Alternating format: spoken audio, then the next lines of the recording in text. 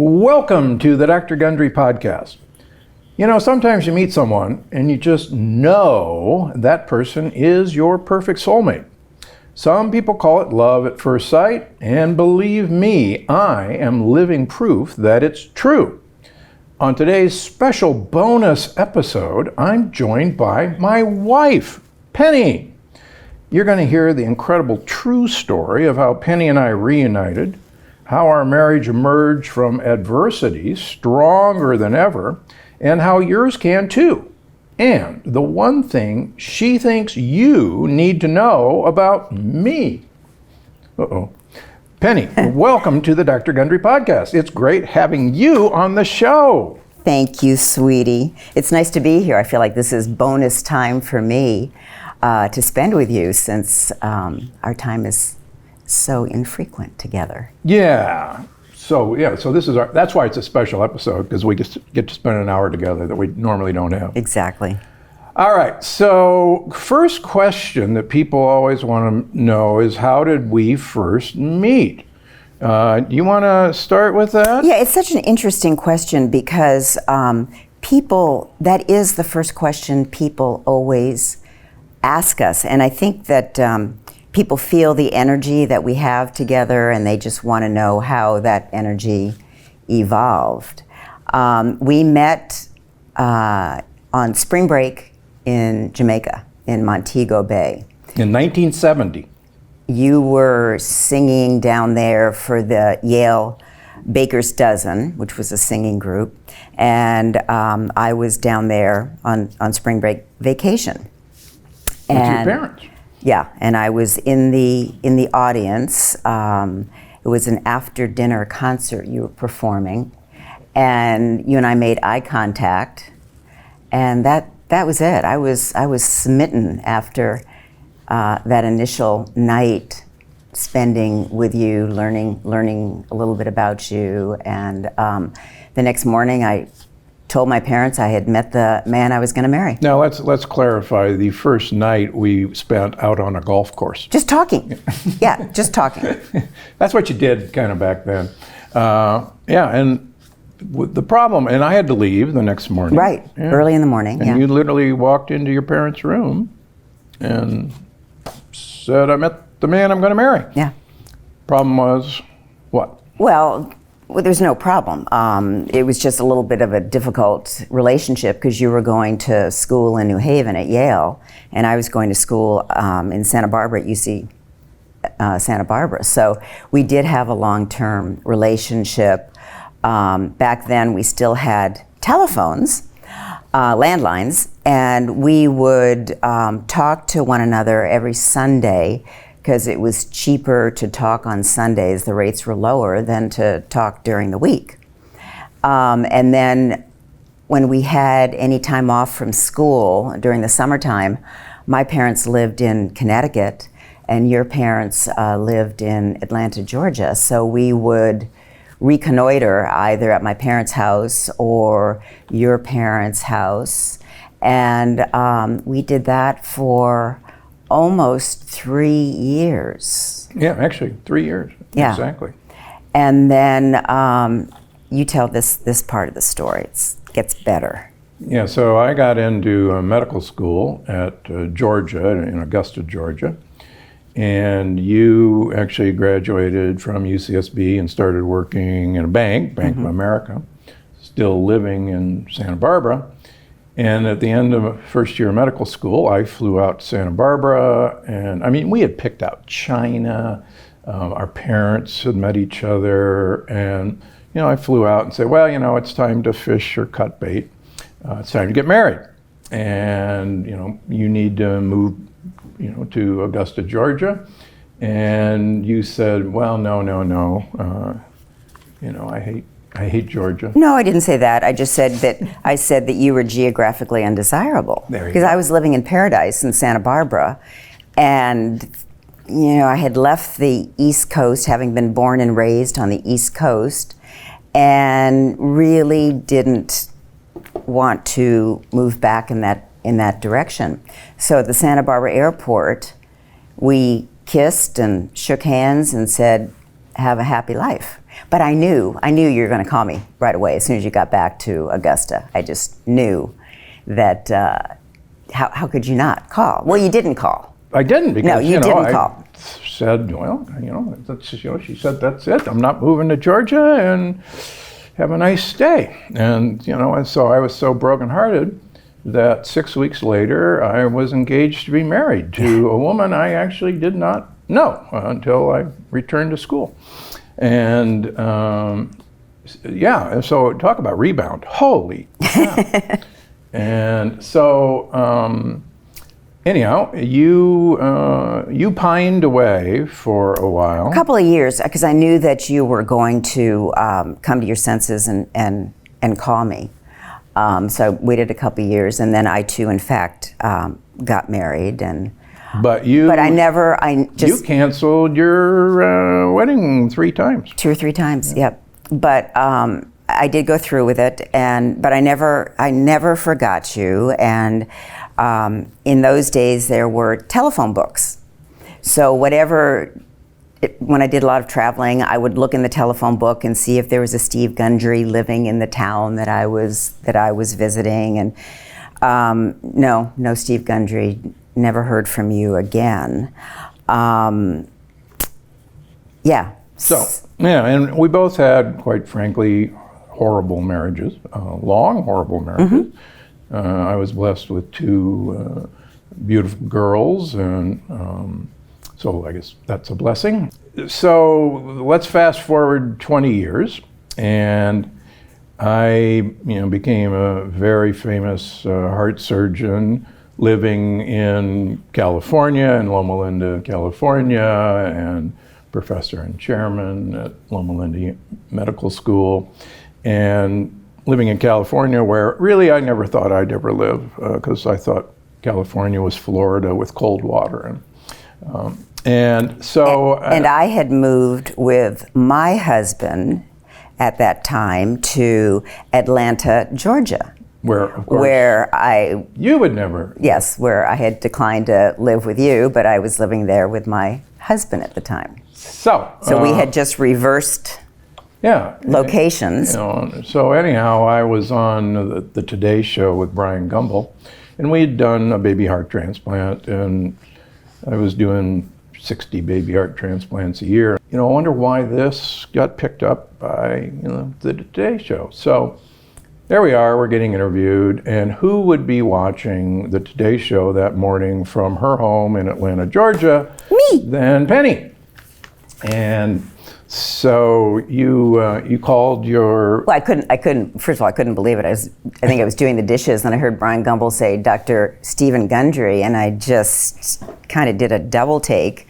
And yes, that was Steve, but his hair had turned from dark brown to white. So that was a little bit of a shock. Well, it was the shock of you turning me down 20 years earlier. I mean, it went white like that. That's right. So I didn't really know what to do. I called my best friend and I said, Dewey, what should I do?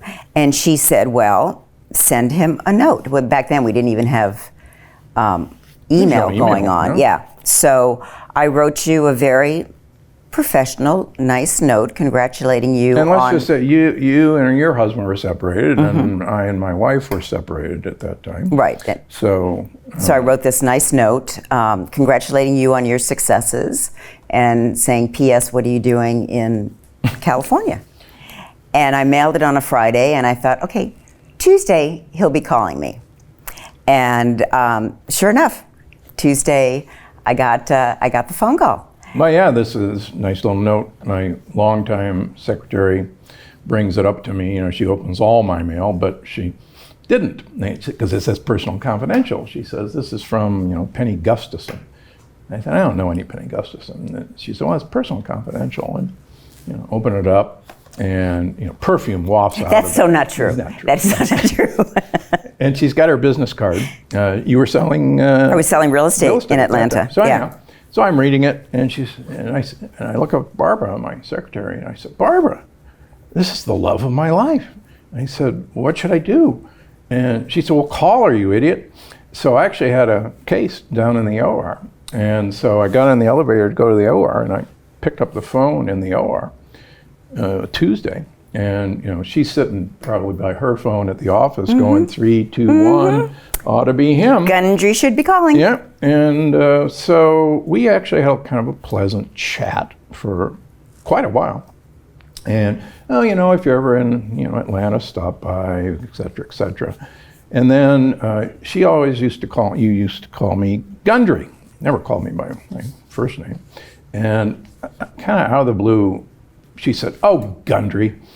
And it was literally, for me, like 20 years had gone away. And next thing we know, we were on a plane to Greenwich, Connecticut, to where your folks grew up. Right. And you grew up. And we haven't been apart since.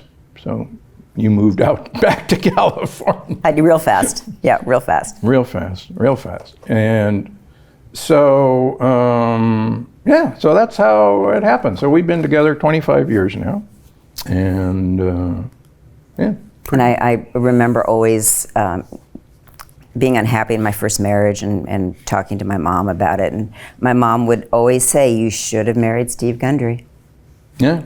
And those were pretty much her last words before she passed away. "You should have married Steve Gundry." She passed away about, a couple of months before we reconnected. Yeah, so I figured that she was up there orchestrating us getting back together. So one of the first things we did when we voice connected, I called my mother and I said, "Mom, I want you to call this 404 number, which is an Atlanta area code, and just say that my son Steve told me to call."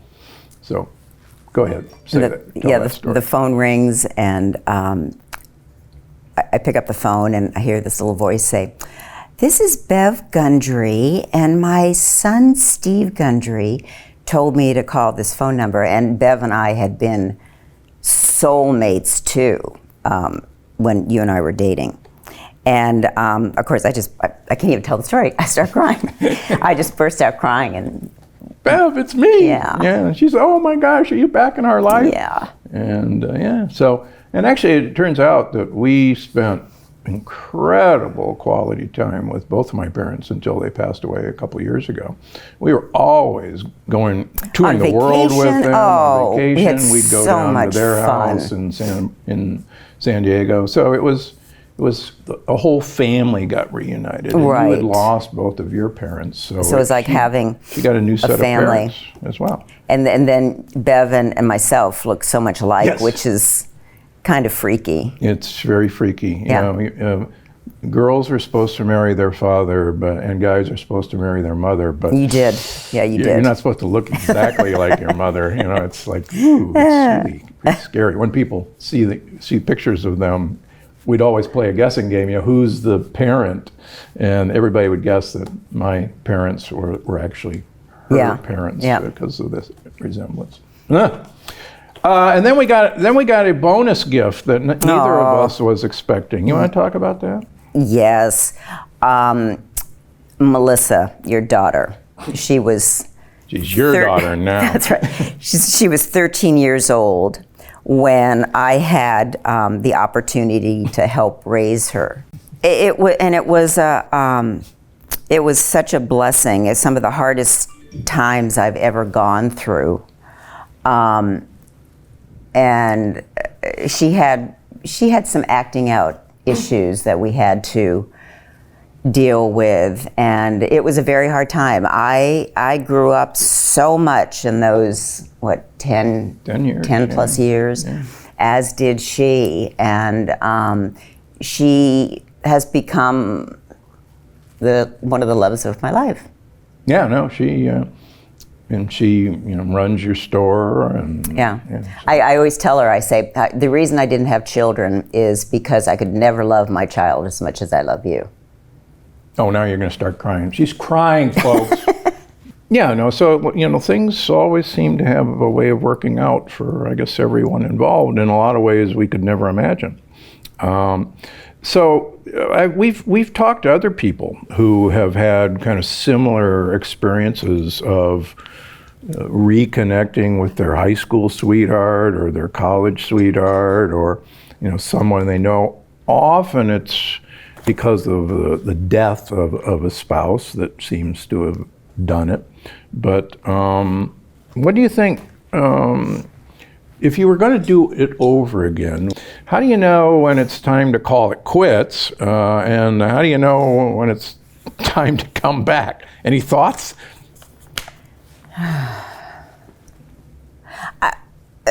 I think you just listen to your heart. And I think that's what I did with you for many years. If my heart was just somehow attached to you, and I knew that. Well, if it was attached, why didn't you come to Georgia? Well, that's we've already discussed that. Oh well, yeah. I think and I've talked about this on other programs. I think one of the things I learned from the experience from my first marriage was you go into something thinking that either you can change or you can change that person. And having dealt with human beings now for 50 years in my career, if you go in with that attitude, it's not going to work. And I think, at least for us, if you actually have to work at a marriage, I think that's the wrong way to approach it. We have never worked. Yeah, we have never worked No. at our marriage. We wouldn't know how to, I think. So I think that's advice. And I do think that, at least our experience, there is a soulmate who you don't have to work with to, do things right, and it just fits. And my advice is, don't give up looking until you find that. And don't settle. it gets back to the heartstrings, I think. Yeah. You just know, and we have so much fun together. And we know how to laugh, we know how to joke with one another. We're always optimistic, always looking on the bright side of things. So let's talk about looking at the bright side, because as we well know, when we made the decision to leave Loma Linda and start a practice out in Palm Springs, basically means a substantial change in pay. We probably didn't realize how big that would be, and a lot of us, we always are hopeful. And so shortly after a few years in practice, I wrote my first book, which was Dr. Gundry's Diet Evolution. And it was supposed to be a major bestseller. Random House bought it, and it came out literally right when the Great Recession hit. And we had said, times are rough, but, the book's going to be a bestseller. Random House, is going to make a big deal out of it. It's going to be a bestseller, and everything's going to be fine. And sure enough, it sold well, but it certainly wasn't the monster bestseller that we would have hoped. Put us on easy street, so to say. And the recession really, hurt everybody. And so there we are. Should I go back and start a surgical practice again? Should I, go get recruited to another, hospital and another university?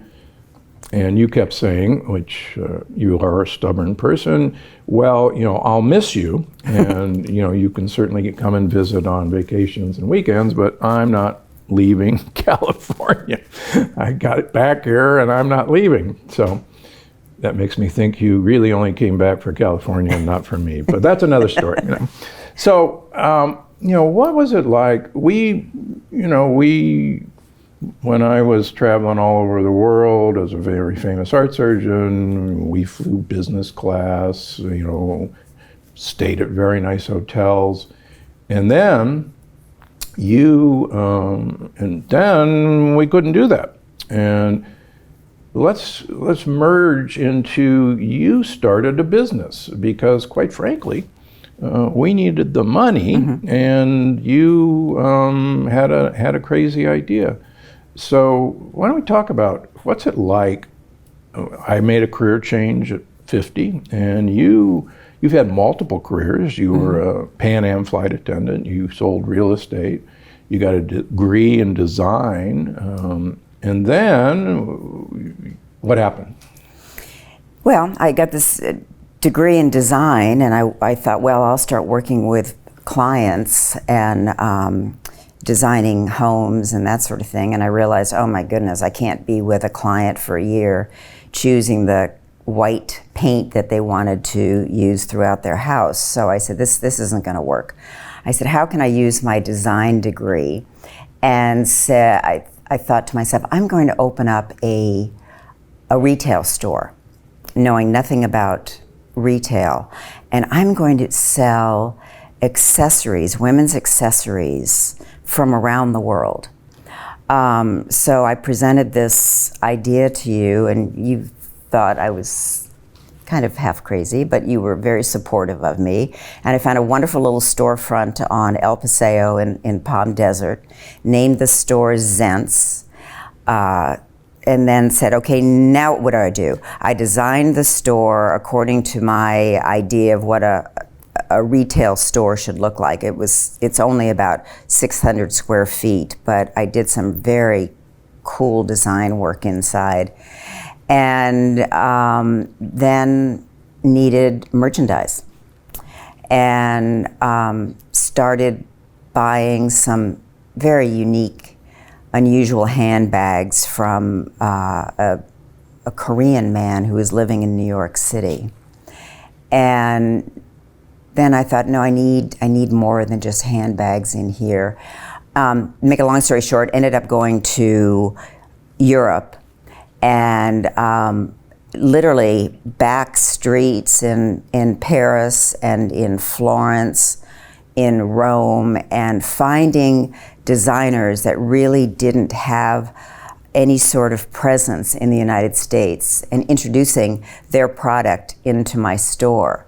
And it was wildly successful. And I just was so proud of the job that I was able to do in making this store work. Yeah, and you had literally no retail experience. None, No. Absolutely none. And it was trial and error. Yeah. But I was always very optimistic that I knew I had something that would do well. And my dad was so cute. He would call you every afternoon Yes. at the close of business and say, Penny Mae, that was your My original maiden name. name, yeah. He said, how'd we do today? And Yeah. you'd have to give him the totals. Yeah, I had to report to him on Yeah. So. just how much we had made, so that was just so sweet. And of course, I'd call you and say, how'd we do today? Because I'm not bringing in any money. And yeah, so we really depended on you, having this career.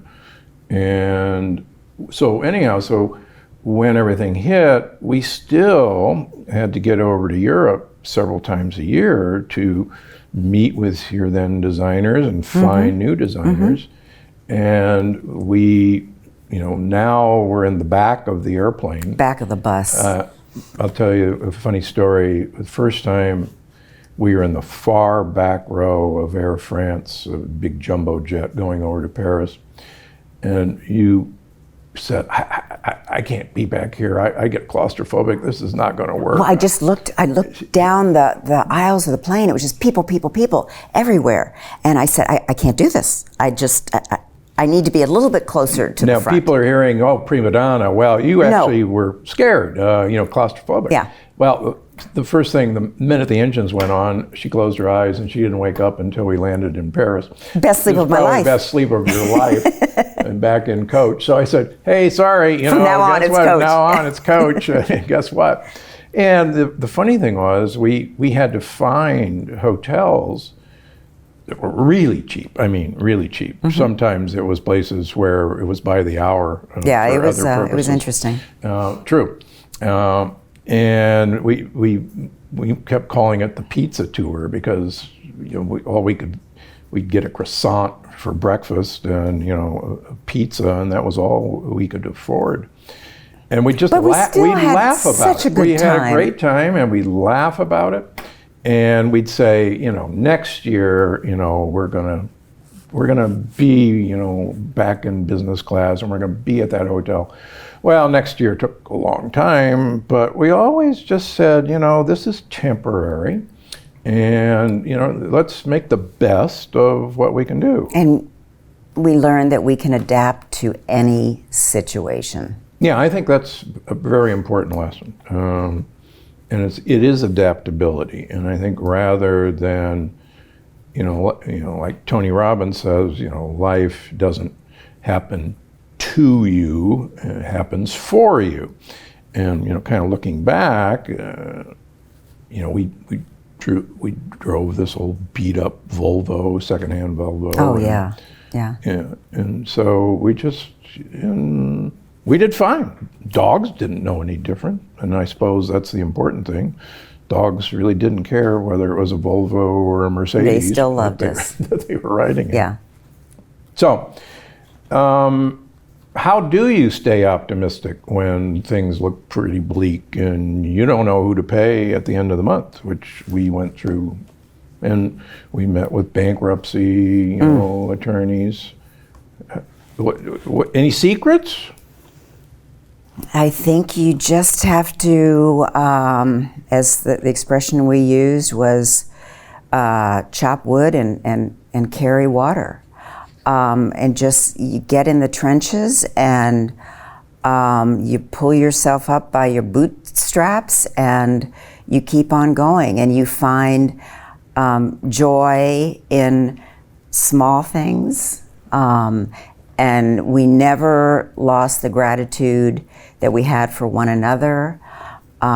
We really relied on our relationship to pull us through the hard times. And it pays off. No, I think, yeah, you're right. For those of you who are wondering what chop wood and carry water means, the Buddha always said that the way to attain enlightenment is to chop wood and carry water. And actually, I think he's right. When the plant paradox first came out, Dr. Mercola, Joseph Mercola, had me on his podcast, and we were off, you know, camera, and he says, you know, I got to apologize. He says, where did you come from? Who are you? You know, he says, this is the second best book I've ever read, and of course, the best book was mine. He says, what have you been doing? You know, and I said, well, you know, I've just been chopping wood and carrying water.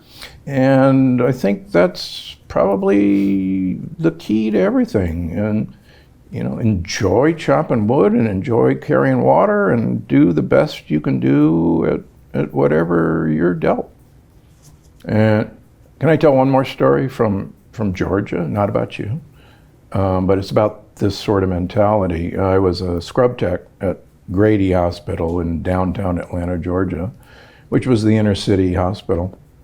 And I worked the night shift, and we had a wonderful black gentleman janitor who scrubbed the floors every night with a mop, and he had a unlit cigar out of the corner of his mouth, and he was the happiest guy you'd ever want to meet.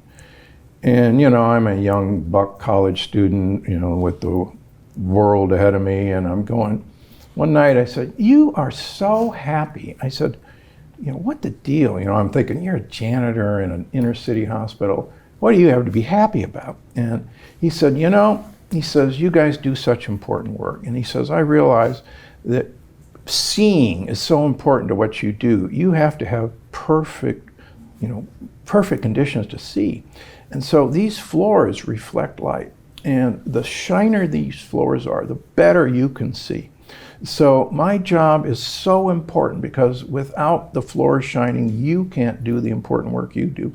He says, I got the best job in the world. And it's always stuck with me. Great attitude. Yeah, I got the best job in the world because, you know, I'm helping you do your job. And I think if we all took that attitude, it would be pretty cool. All right, is there any secret to keeping a marriage strong? Well, I think we've pretty much covered that. We've argued about a few things, but I think Not even an argument. It's more like just a minor disagreement. yeah, no, that's true. How did Penny react to your diet change, other than delight? Well, yeah. You want to tell that story of Hawaii? We were in Hawaii at some meeting, and Early after we connected. Steve at that time was 70 pounds heavier, at least 70 pounds heavier than you are today.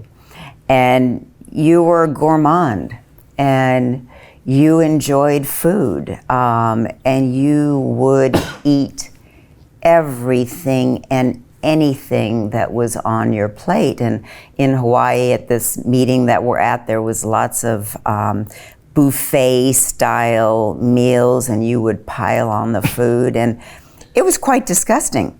And I remember one night I said to you, "You're going to have to do something about this. I can't deal with you eating so much food and being so overweight." And you said, "I'm out of here if you don't." I did. Yeah. So I think I was a little bit of the catalyst for you to start doing what you did, which was to lose all that weight.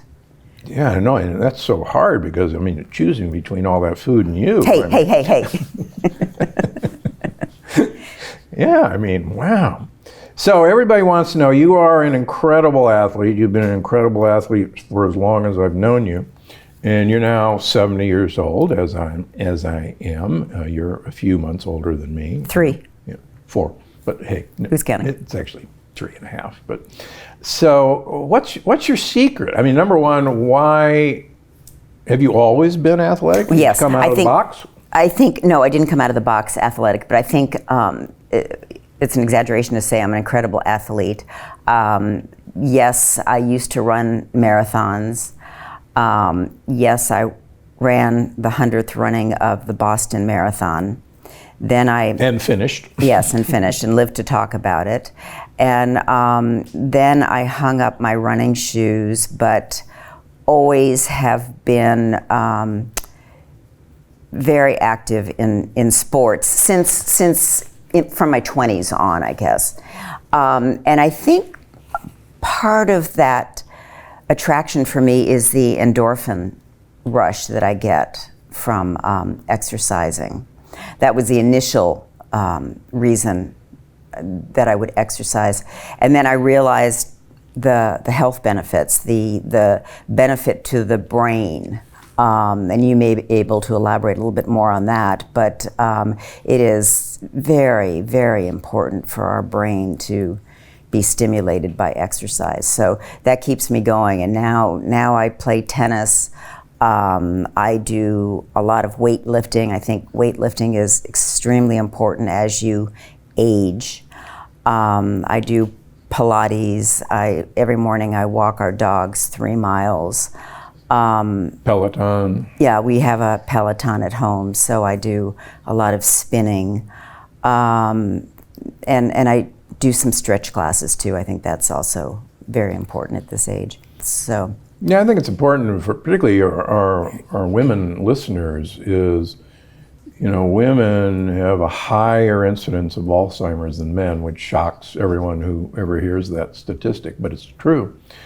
And the studies of the effect of exercise on preventing dementia, particularly in women, are startling. And I've written about this, but women who have a routine exercise program for most of their life, they have a 90% reduction in developing Alzheimer's compared to women who don't exercise regularly. And even if you get Alzheimer's, the exercising women develop Alzheimer's 11 years later than the women who don't. And I mean, and you think about that, there's a big difference between getting Alzheimer's at 80 and getting Alzheimer's at 91, where maybe it doesn't make too much difference at that point, but you're losing, 10, 11 years of seeing, grandchildren, maybe great-grandchildren at that point, and being with your husband and remembering, his name or her name.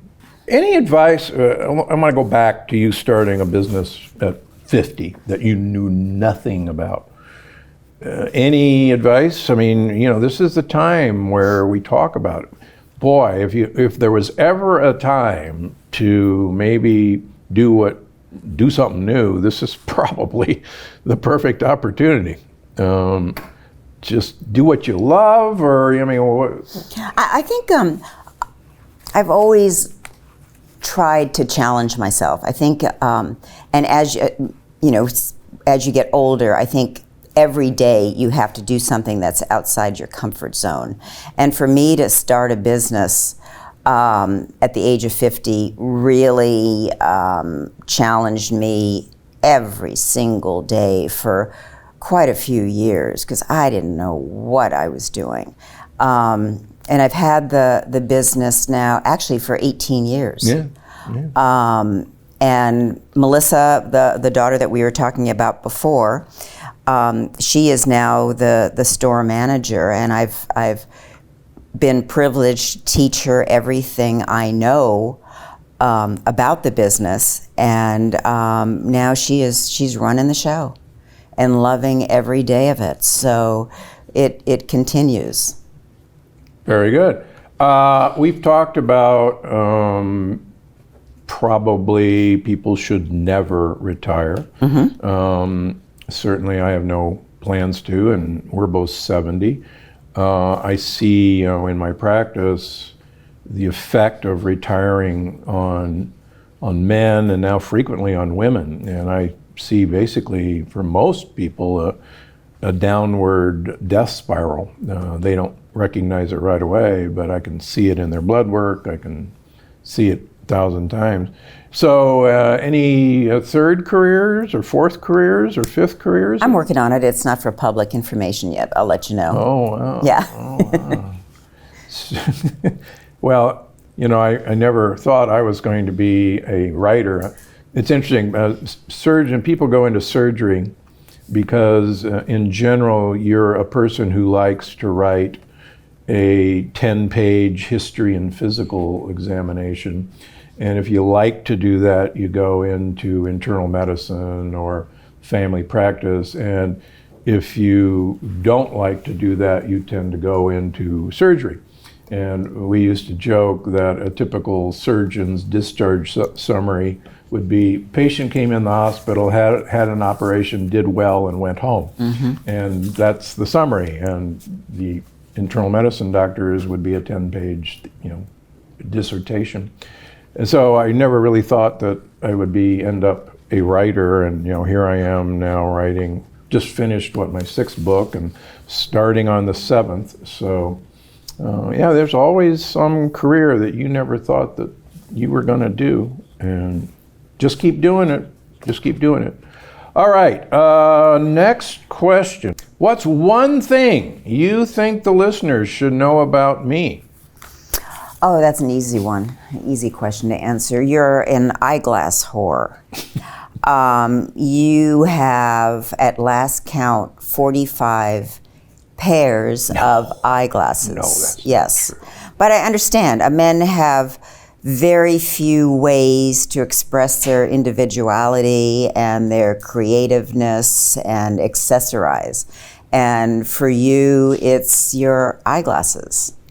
So, you've pretty much... And I do need them to see. Well, that's true. That's your excuse anyways. Yeah, even though your eyesight is getting better over the years. Actually, it's getting better and better. Yeah, pretty soon you're not going to need any glasses. I'm not sure what you're going to do then. But, it's... Well, then I'll just use them as props like Elton John or something. Right. He and I probably would, get to know each other really well. Yeah. And maybe you could share glasses. We could share glasses or something. Yeah.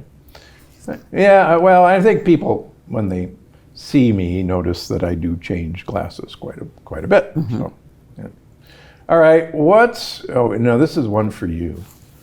What's a food you didn't eat before that now you can't live without? Clams. When I was a young girl, maybe, I don't know, 7 or 8 years old, I have wonderful memories of my father handing me a little plastic beach bucket, and he and I going out to Long Island Sound, walking into Long Island Sound, and searching with our feet in the sand for clams. My dad loved clams.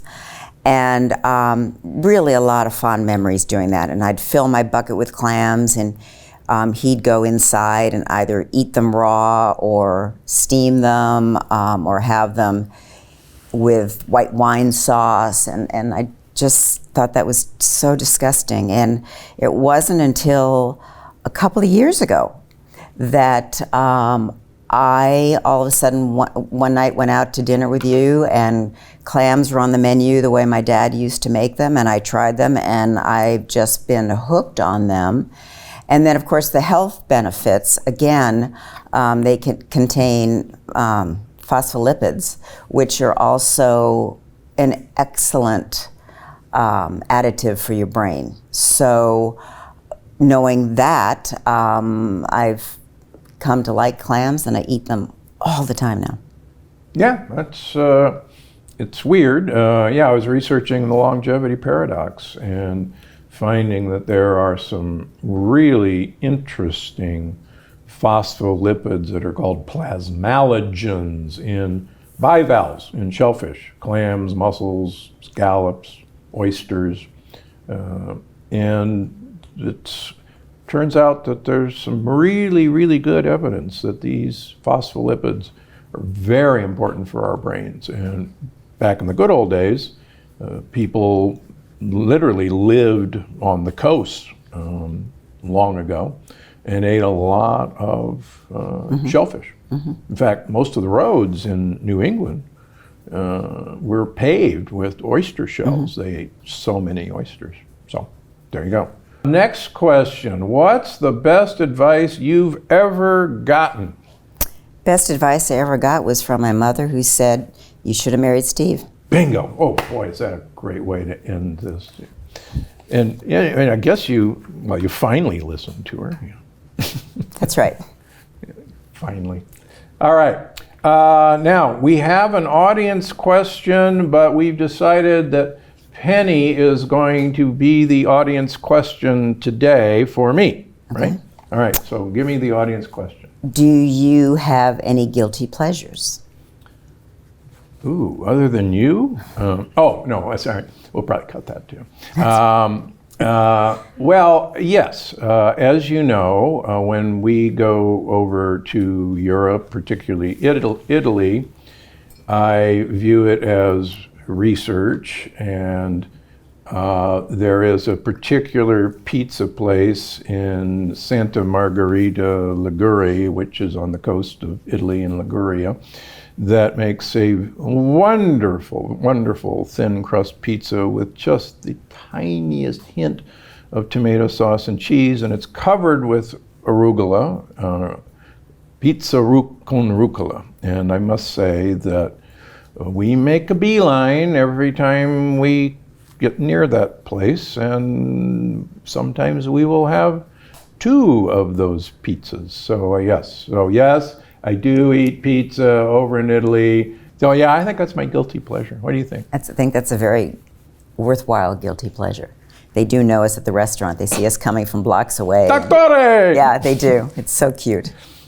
All right, well, time for the review of the week. This week's review comes from Airreka96 on iTunes, who wrote, "Love listening to Dr. Gundry. He's so helpful, and I've honestly felt a difference in my body. Thank you, Dr. Gundry." Well, thank you, Airreka. You know, your review helps us reach a bigger audience so more people can feel healthier and happier. So that's going to wrap it up for this week's episode of the Dr. Gundry podcast, starring my wife, Penny. And she's raising her arms and, we're giving, yay! So thank you very much for volunteering on this. I think it was fun. People, want to know how this, keeps working and how you get through some hard times, and and so. Of course, we didn't talk about another hard time, which was losing our home in Montecito. Oh, let's do that. With the mudslide. Yeah. So tell me. So we've had our fair share of hard times. Right. Let's talk about what happened 2 years Two and a half ago. years ago. There was a horrific storm that Well, it was a huge fire first. Right, and then a horrific rainstorm that blew through Santa Barbara, and make a long story short, mudslide ensued, and we lost our home to this mudslide. We were in Palm Springs, so we woke up in the morning and listened to the news, and there's all these reporters reporting from downtown Montecito with waders on and water everywhere. We didn't know the extent to what had happened, but we started getting reports, and it went right through our area where our home was. Our home was right on the creek. One of the walls of the guest house was the creek wall, and yeah, that was another really, really trying time. We were not even able to get to the house for about 6 weeks. So we didn't know the extent of the damage at all. But you were so sweet. You just kept telling me, Penny, the house is fine. The house has been there since 1936. It's stone. All stone. It's going to be fine. And you really walked me through those 6 weeks where I was pretty much a mess. And we'd get Google Maps, and you could see that it was actually standing. But the odd thing was, you had a Fiat Abarth and 500 convertible, and it was parked in the garage, but on the Google Maps, your Abarth was out in the driveway, which I said, wow, that's pretty interesting. I wonder what it's doing out there. And it had been actually popped out of the garage as the garage collapsed and was. So anyhow, I was very optimistic. I said, look, it's still standing, everything's fine. We did lose our neighbor was dead. Yeah, his house was destroyed. But hey, look, our house, it came through. So we drive up the driveway, and I go, see, it's still there. It's fine. You're so sweet. Yep, you're still so optimistic. And I went up to the front door and looked through one of the transom windows on the side of the front door, and it was not fine. It was full of mud. Not fine. There was so much mud everywhere, and the whole back side of the house had boulders that came through, trees that had come through. Yeah, it was. But see, optimism. I think maybe that's what got us through. Right. Everything will be fine. Right. And we ended up leasing a home for a year there while we figured out what we were going to do, and we loved where we were renting. It was just very fun place, and we had many good times, many good memories there. And then we ended up buying another home that we also love, and it came. Which you like better. Right. And it came completely furnished, down to china, crystal, silverware, everything. We basically moved. It was like moving into a hotel. We brought our toothbrushes and. Because that's about all we have. Right, and that was it. Oh, and the best part, my father's ashes were actually. Oh, yeah. My parents frequented the guest house, and we kind of turned it into their little house. And my father's ashes were actually in the guest house, which he loved. Yeah. And we figured, well, he's now mixed in with all the mud, with everything. And so one of the cleaning crew, the hazmat crew, right, called you and said, hey, look, I have something for you. We have something for you. He said, I have something very special that I think you're going to want, and handed me your dad's remains, which was so kind. Yeah, so there you go. So something good came out of it. of it. Yeah. All right, so there's, And, just when you think things are really going to go well, just be ready because something might turn wrong. But the key is without downs, you have no idea what up feels like. So true. So true. No idea. So cherish the downs as much as the ups, maybe more so. And cherish each other. That's true. And just don't, just keep holding on to each other. Right. Okay. All right. That's it. Thanks for listening. Before you go, I just wanted to remind you that you can find the show on iTunes, Google Play, Stitcher, or wherever you get your podcasts. Because I'm Dr. Gundry, and I'm always looking out for you.